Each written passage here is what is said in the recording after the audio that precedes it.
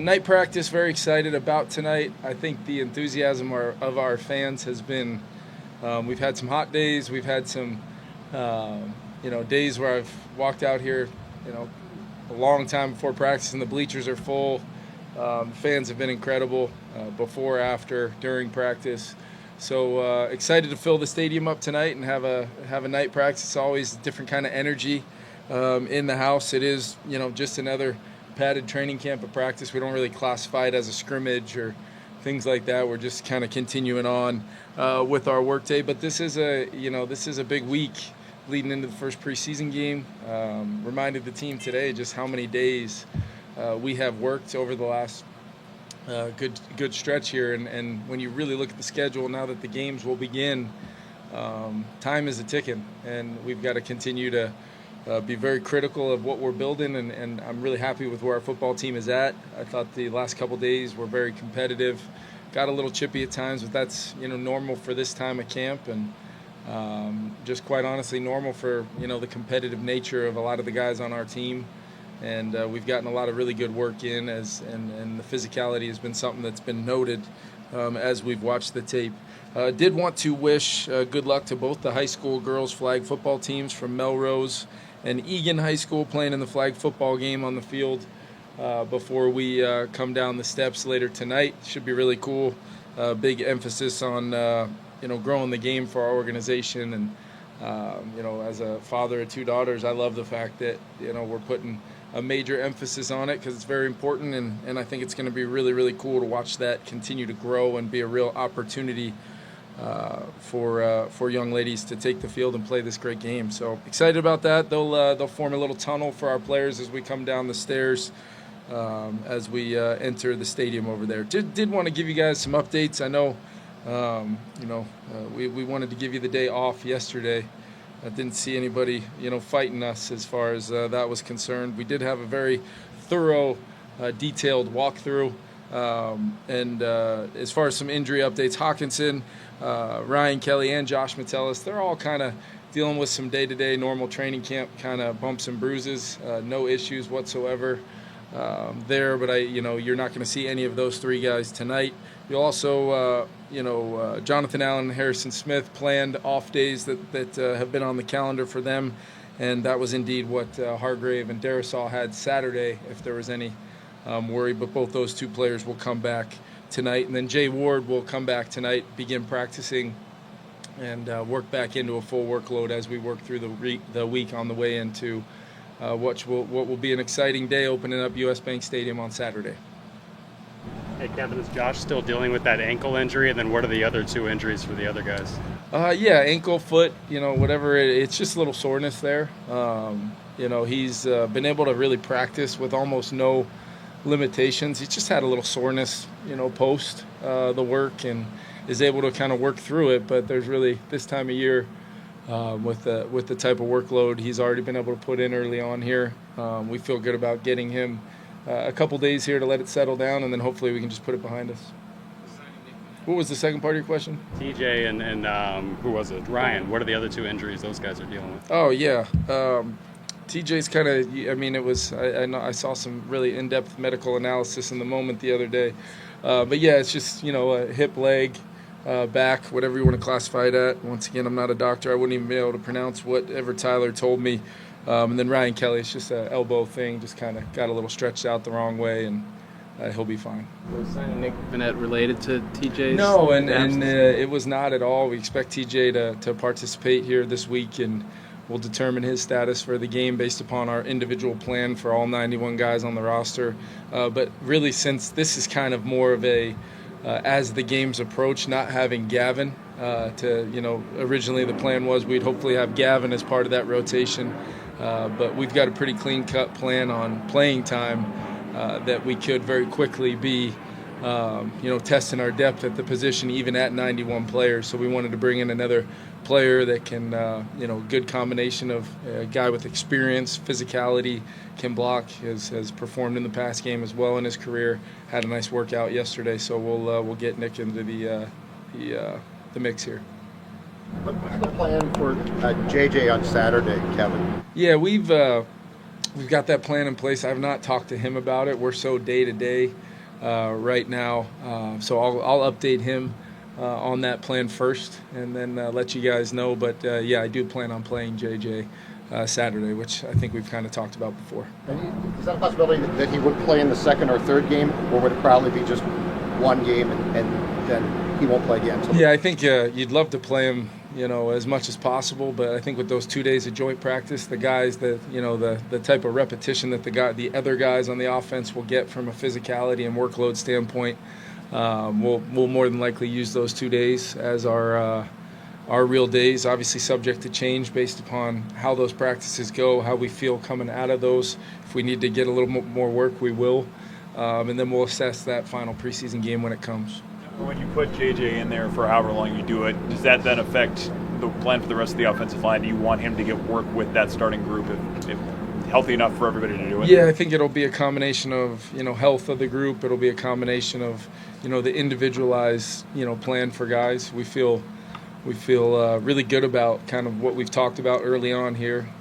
We'll articulate that to the players, but yeah, you want to have, I think it could look different. I don't think it's going to be one broad brush of like the Vikings did this for the preseason game, and that's not a unique thing when you've got a young quarterback. You're trying to get some work and veterans at other positions or at other sides of the ball. So once again, individualized program. I wouldn't really read too much into any particular aspect of our decision making on that, but we do want to go out and we get a U.S. Bank Stadium home game. We get our fans. We get an opportunity to open the building up the right way. We want to go compete, and it's a playoff team that I know D'Amico's going to have his guys ready to really play hard and evaluate his whole roster, which we'll be doing as well. Kevin, what has been your eval of the quarterback room besides JJ? Obviously, 2 of the 3 are new to the system. But just what have you thought of what you see from those? Yeah, guys? I think we talk a lot about JJ and where he's at in his journey.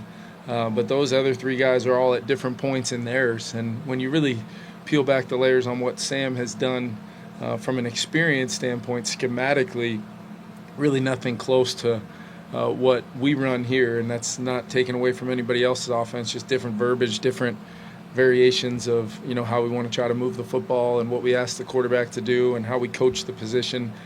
So in many ways, there's a lot of things that are just flat out new for Sam. I think he's really flashed his arm talent throughout the different phases of practice. What I'm looking for is just consistency, and as he's able to kind of log some more days and the installs slow down, which they should start doing now. We've been pretty heavy purposefully to try to get to this point in training camp and really allow our guys to play fast when we get to the games, the joint practices, practice this week. And I just want to see some consistency. And Sam's kind of been in the mode of, he's tested some throws out. He's pulled the trigger over the middle on some things that have either not worked out or have worked out. But I think we can start gauging, how am I going to play in these games? Because he's going to get a lot of reps. Brett Rippon is a guy that knows our system and has had, a little bit of a tough draw from a standpoint of a lot of reps versus the starting unit when we put him out there. And he's led that group. And I have no question that I think Brett Rippon will move the football team. And I think Max, we've been talking a lot about his mental makeup and how he's been able to absorb what we're doing and worked really hard.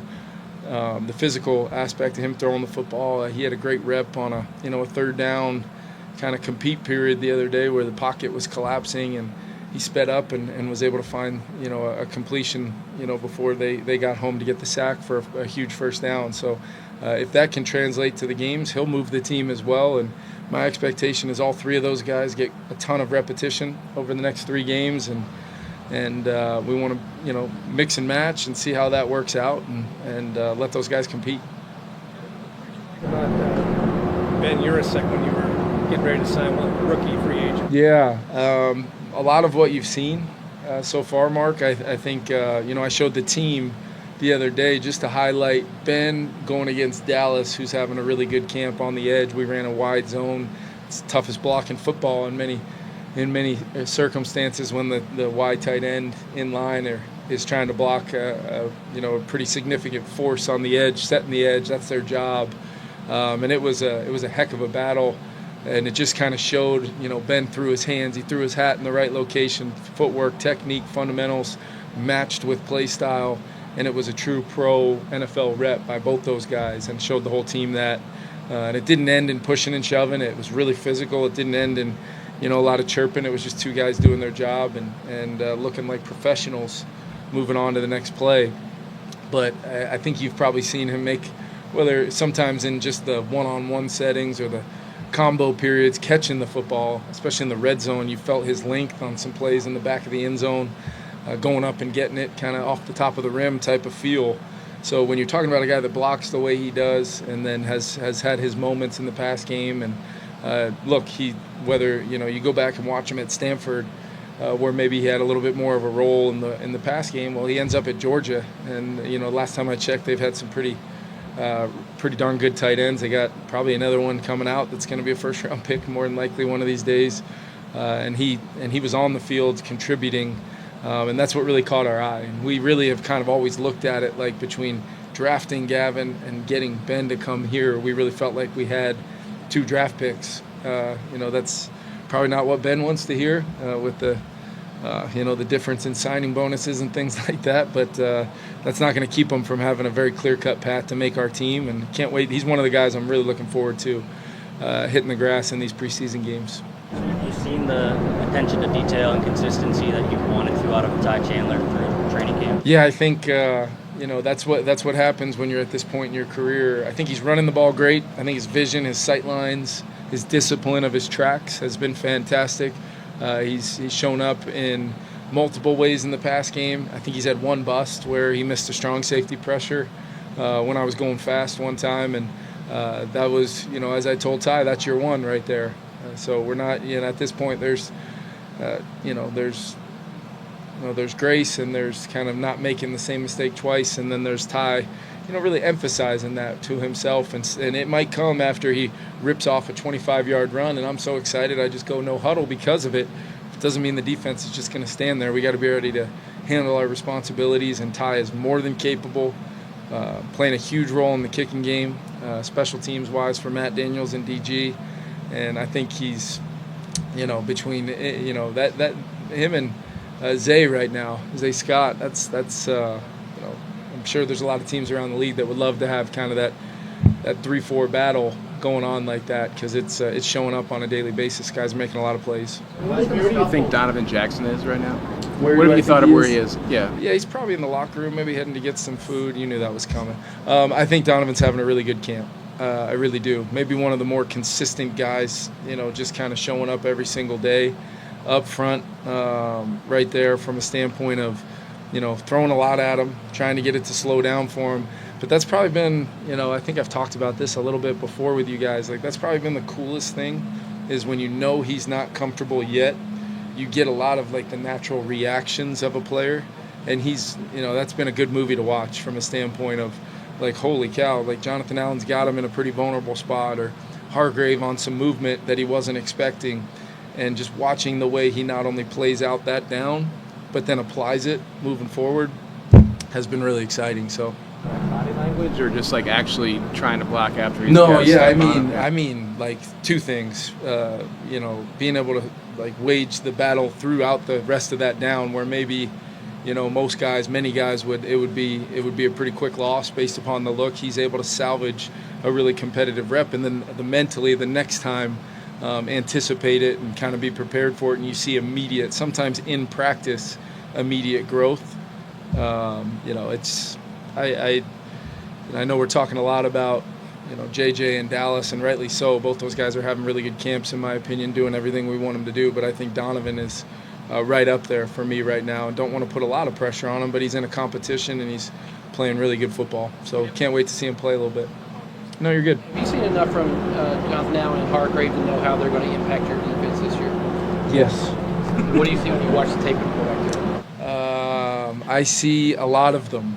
From the end zone copy showing a lot of them showing up in a hurry on my big screen. I might ask them to hang a smaller TV in my office so they don't look as daunting when they win on a pass rush. But no, it's all jokes aside.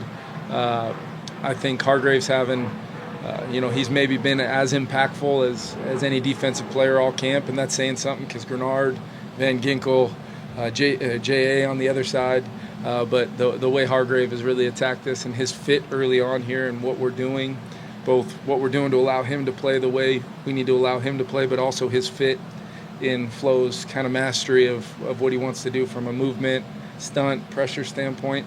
And then Jonathan's been as advertised, power, unique repertoire of kind of different speed to power, quickness moves, that when he gets the one-on-one, it's just a hard down.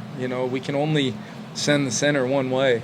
I told Ryan Kelly the other day, if we could have two of you in there at the same time, that would be a win for us, but I think we'd get caught because you send the center one way, the other guard's going to be in a one-on-one, and every rep they get against those guys is preparing them for the top flight interior players in this league, in my opinion, and those guys have been phenomenal. So I know I was joking around, but the answer is yes, and we felt it, and it's been well documented about the defense's strong start to camp, and that coincided with Javon and Jonathan tying their shoes to go out to the first practice. On the scuffles on Saturday now, what was your thought when Jones takes that second big hit and the first guy to go after Beatty is JJ? What's your thought? Yeah, I mean, we'd probably really have a real scuffle if JJ goes in there and takes one on the chops. We'd probably have something to really worry about. But at the same time, he went out there just like a lot of our team did. It was, listen, the guys are going to react. I'd be lying to you if I didn't say part of me enjoyed seeing our team, push to that level. And as I talk to him every day about pushing to that line and figuring out a way to understand we're iron sharpening iron, and we're not going to do that kind of being tentative or being worried about pushing to that line. Now, practicing a certain kind of way, didn't necessarily think the second one, look, if you want to let a guy fly through the, as a 5 technique, fly through the B gap untouched, that's a me problem. That's not a baddie problem, which I told him after practice, you'd love to see him hold up or pull up a little bit and not make that kind of hit. The other one was a little bit more like you guys see every day in practice. These guys are punching at the ball every chance. Our guys were thud tempo, so a lot of times when it's something like that happens, it requires me to just eliminate any confusion on the expectation. But I just wanted to, it was such an important practice. That was the only reason why I called the team up, just to make sure everybody knew my expectation. And if we weren't going to finish practicing the way that we needed to that day, we could kick the can down the road a little bit, but we were certainly going to get on the line and do something if it continued. And that got us right back on the other side of the line we're talking about. Last one. I'm just wondering, with his ability as a runner, what are you telling him in terms of when to hang in the pocket, maybe make a subtle movement, or maybe even take a hit, versus when is the time to maybe use his legs and try to pick up yards that way? Yeah, I think he's already shown pretty in the two-hand touch environment that the quarterback's playing in this space. He's already shown when he does get out, he can flat out go.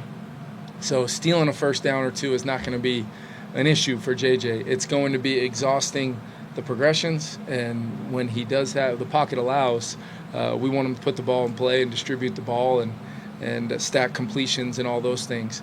Now, a couple, when I think the other day even I set it up kind of a 4th and 5 drill. Guys didn't know what was happening. It had been back and forth. Offense had a really good day. Defense made some plays. Flo decides to drop 8 in that moment, and JJ runs outside the back of the pocket, and Grenard easily kind of ran him down, and that ended that play. So I thought it was a great learning example. Not all pockets. There's conviction you have to have and an understanding about there's 8 guys in coverage. That means there's only 3 rushing, unless maybe you're at Buffalo back in 2022 and they let them play with 12 on the goal line. But there normally should be 11 guys, so there's 3 guys rushing. Where's the lane to get up and out or up and attack the defense versus a 4-man rush with 2 really hard edges and 2 pocket pushers? That might require you to sit firm in there and then try to find a way to get the ball thrown away. But it was 4th down, so he was trying to extend the play like he should. Great learning lesson, and he immediately, right afterwards, told me, I said, what were you thinking there? And he said, not the right thing. I should have been up and out right there. And then, maybe he attacks with the ball up and runs it in, and people are jumping out of the stands. They're so excited, but ran out the back of the pocket, and it was the alternative. But that's a great question. It's a great example of kind of what we're kind of working through this camp, the layers to it, and how he's I'm fired up about him and I, the dynamic we have, and how we're kind of both growing together on a daily basis, looking towards what this finished product of training camp looks like as we attack the season together.